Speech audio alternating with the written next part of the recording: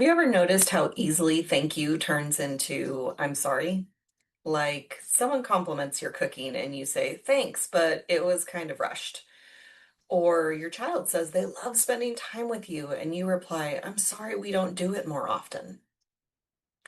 Somewhere along the way, gratitude got tangled up with guilt and perfection slipped in through the back door. In this episode, we're going to discuss shifting guilt into gratitude so we can choose peace over perfection. Welcome to Imperfect Mommying. Our children are constantly looking to us for examples. The term role model doesn't quite cut it here. We are shaping their worldview with every move we make. You see, it's not in the lectures we give or moments where we're actively attempting to teach them.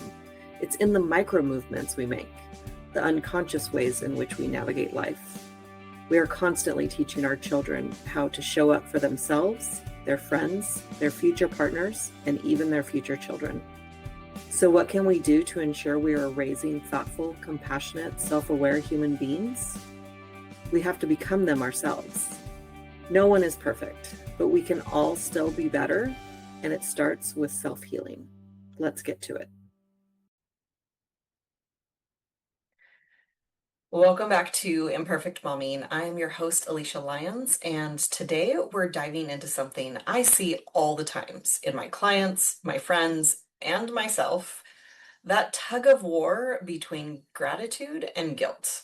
We'll talk about how these two emotions get confused, why that confusion steals our peace, and how we can start choosing peace over perfection, especially as moms.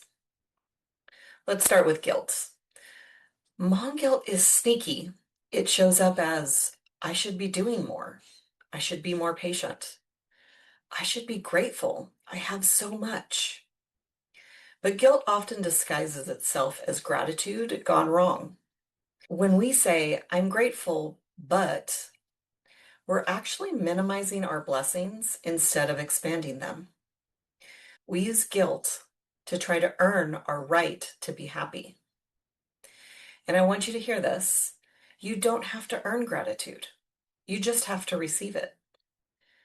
The problem is our culture praises perfection and productivity more than growth and learning.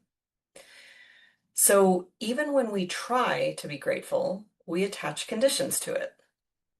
I'll be grateful when the laundry is done. I'll be grateful when my kids behave. I'll be grateful when I finally get a break. But gratitude isn't about circumstances. It's about perspective.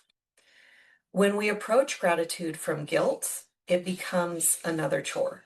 When we approach it from peace, it becomes freedom.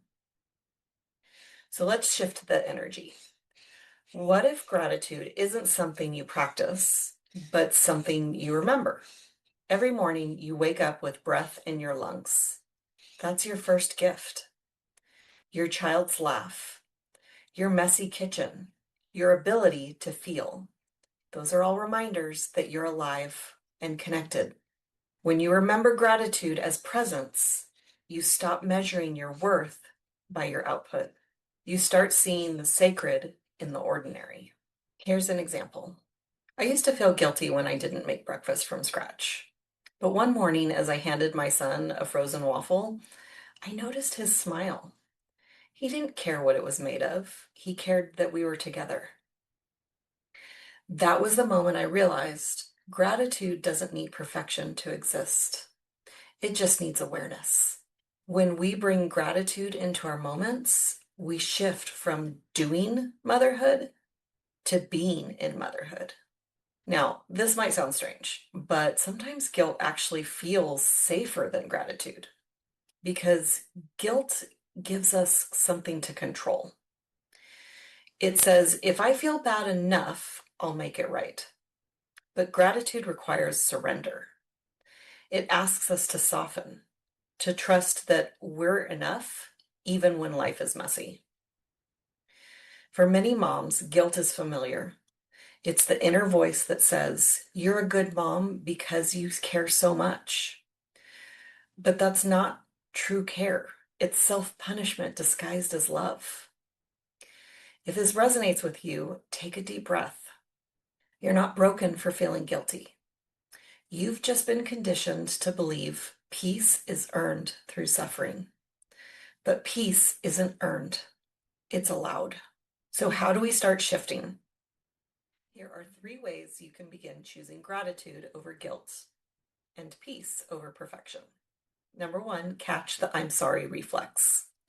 Next time you start apologizing for something that doesn't need fixing, pause.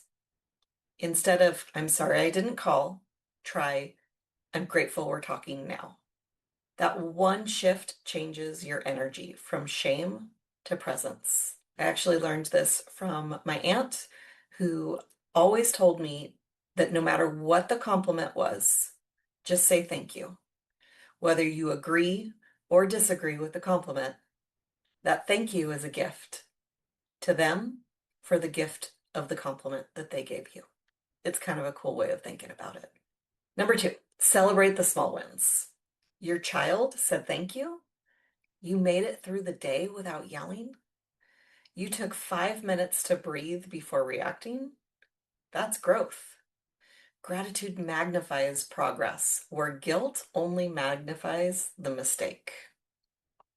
Number 3, ask yourself, what would peace choose? When guilt starts whispering, do more, be better, fix it. Ask, what would peace choose right now? Peace might choose rest. Peace might choose laughter. Peace might choose letting the dishes wait. Peace doesn't need perfection. It needs permission. This topic ties beautifully into the peace framework I use with my clients. In the emotional pillar, guilt is one of the biggest peace stealers we explore. When you start replacing guilt with gratitude, you create emotional balance. In the people pillar, you're modeling healthy self-compassion for your kids and loved ones. They see that peace isn't about doing everything right. It's about being real and kind. You can't teach your children peace if you're living from guilt, but you can show them gratitude by living it through how you treat yourself. Let's take a quick reflection moment. If you're listening somewhere safe, i.e., you're not driving, close your eyes and breathe. Think about one area of your life where you've been feeling guilty. Now ask yourself, what am I grateful for in this same space? Let gratitude soften the edges of the guilt. That's the shift. That's peace taking root. As we head into this week of Thanksgiving, I invite you to practice gratitude that doesn't come with conditions. Let thank you stand on its own. No buts, no shoulds, no sorries. Just gratitude. Because when you choose gratitude over guilt, you reclaim your peace. And you remind yourself that being an imperfect mom is more than enough.